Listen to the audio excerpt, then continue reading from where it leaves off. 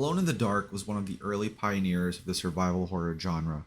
Originally released in 1992 on PC, it was groundbreaking for the time due to the 3D characters with pre-rendered backgrounds. This was something that showed up in later series such as Resident Evil. This then put forth 6 sequels with a variety of ports across different consoles and PC operating systems. It even got a Mac port of all things.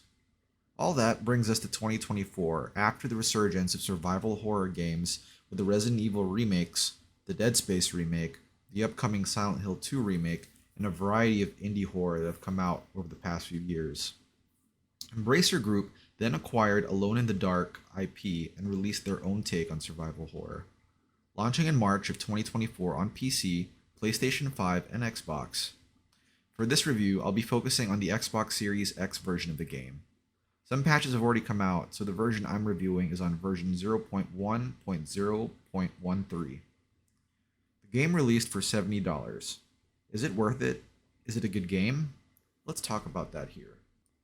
First off, the game is pretty stable. The game length, based on my experience, is about 8 to 12 hours per character, without skipping anything in-game. I went through the game twice with both characters, and it didn't crash a single time for me, but your mileage may vary depending on what platform and what you're working with. Say if you're on a PC on an older graphics card. Alone in the Dark provides a few difficulty settings, as well as guidance difficulty for the puzzle solving. Basically, if you want your handheld or not for solving the mystery here at Grosseto House, you can choose either of the two. The game initially starts with a cutscene introducing our player characters and letting us choose between them. The game doesn't really provide any clue as to whether there are gameplay changes between the two or different story beats, but does mention that collectibles, known in-game as lag nappies, the progression will be shared between the characters. Now, without sharing any spoilers, having played both, I can say that a good portion of the game with both characters is about the same. They have their own unique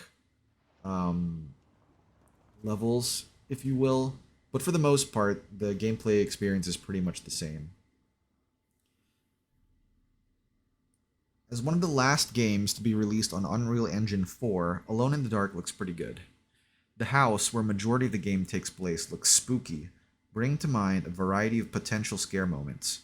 These moments tend to be very rare, however. I felt the game was more spooky than scary, if that makes sense.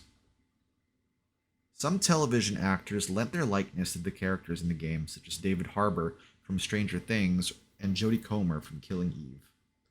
Looking at the character models, I think they translated them well to video game form. That being said, however, we live in a timeline where Hellblade 2 exists for face capture, and Alone in the Dark struggles to compare in that regard. If I can rate it as similar to another game's quality for character faces, I'd say it's most similar to Resident Evil 2 Remake, which released in 2019.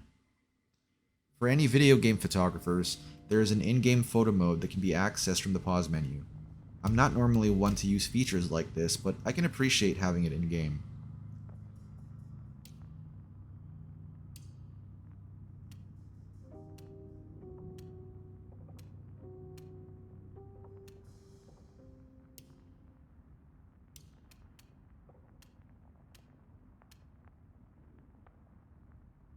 The game does feature 2 display modes, Performance and Quality.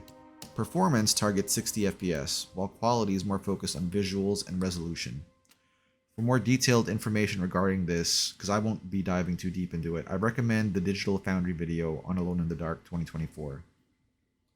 As far as game audio is concerned, the voice acting does the job.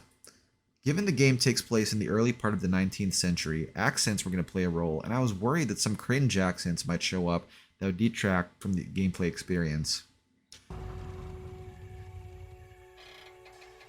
My uncle's not well, Mr. Carnby. I want to make sure he's all right. Then what's my part in this? You couldn't get a cab? I just wouldn't feel safe going alone.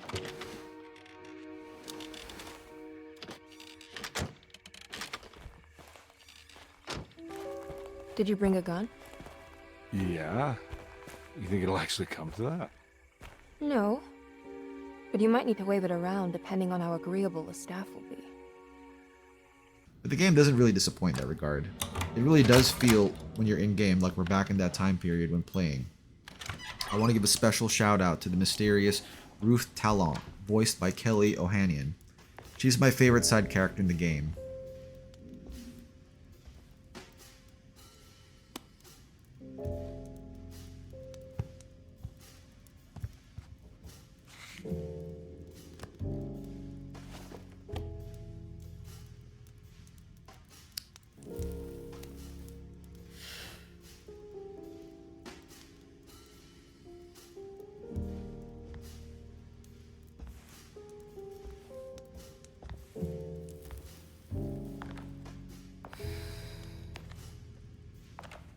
Good evening, Miss Hartwood.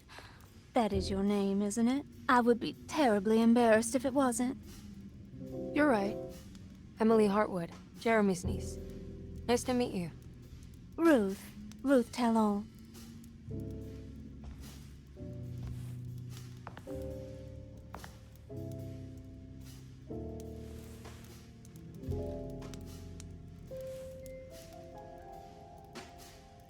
Is that Perique you're smoking? How terribly quaint. Maybe so, but I like it. Would you care to share some? That smell is making me feel very nostalgic.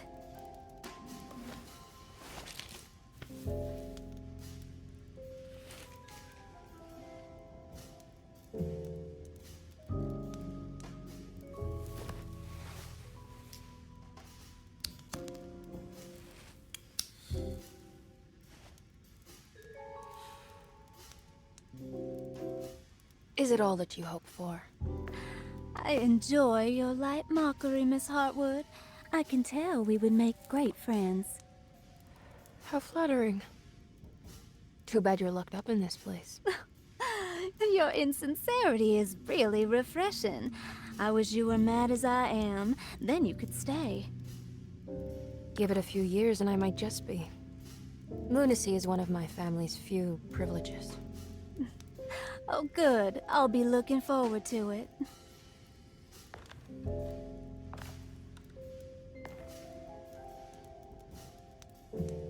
You don't know anything about what happened to Jeremy, do you? Everyone here is really strange, and it's hard to know what to make of anything you hear. Occasionally, it sounds quite exciting, though. Good versus evil and all that. I'm sorry, but I don't think I have anything useful to share. It doesn't matter. The game has a lot of text in it, whether it be clues, Bon voyage. collectibles, or even story summaries, which is great to figure out. Say, you stop playing the game for a little bit, you have a hard day at work, come back home, you're playing again, and you forget where you're at. Thankfully, all of this text is fully voiced by whichever character was associated with that clue or collectible. Every day your silence weighs a little heavier. It's been a difficult year for everyone, and many have lost all hope. I read in the papers about people suffering. Moving along to controls and combat, the game uses a third-person point of view, reminiscent of the Resident Evil remakes, along with similar gunplay. You have melee attacks and firearms.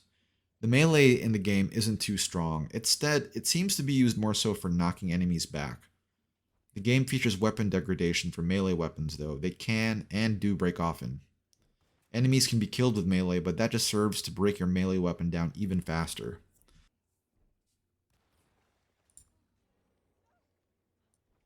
Thankfully, the game seems to give you many options for melee weapons, with most combat sequences featuring one or two melee weapons nearby in the area.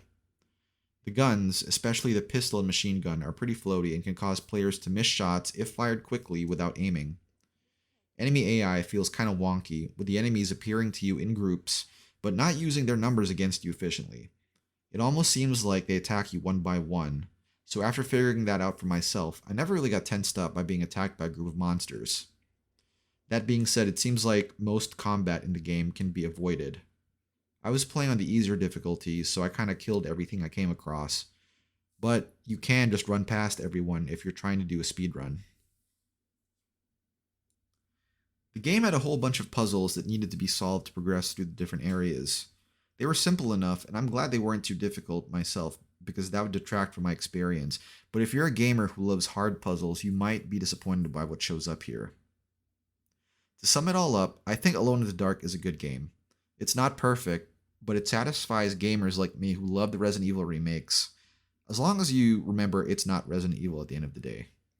The game released on March 20, a delayed release given it was supposed to launch in January. The $70 price tag really hurts the game here, because the industry as a whole is suffering from growth concerns, and us gamers are suffering from really bad inflation. Alone in the Dark not only had to compete with Dragon's Dogma 2, which released a few days later, it also has to compete with a black hole of live service games like Fortnite and Call of Duty that very rarely let their players try to explore other stuff because they keep them that engaged. Having all of those competitors and the $70 price tag really hurts. I think if they were able to, they should have tried to release at $50 or $60 to stand a chance. That being said, I'm the only gamer in my friend group and my extended online friend group to actually buy and play the game, so I can't imagine it sold all too well. Embracer Group announced earlier in May of this year that the game failed to meet expectations, and I can't really wonder why, given that they released it next to Dragon's Dogma 2, which took the mindshare of the internet by storm. The game also released on current-gen platforms only, that being PC, Xbox Series X and S, and PS5, leaving the Xbox One and the PS4 behind. Based on what I played from the game though, and keep in mind I'm just a gamer bear, I'm no developer, I don't really see how it couldn't have been backported to the Xbox One or PS4 so that more people can play. It was recently revealed that about 49% of all the PlayStation owners are on PS4, with just that other half on PS5. So that's a lot of the player base to leave behind. We can only assume the Xbox is about the same. I had fun with the game. I liked it, but I can't really recommend it for full price at $70. If you catch it for a sale, then I can recommend picking it up and playing through it. It's fun enough. As for a score, Alone in the Dark gets a 7 out of 10 from me. If you like this video, please give a like and subscribe to the channel. This is my first video game review, so please let me know if I should focus on anything else in the review process. Thanks guys. See you later.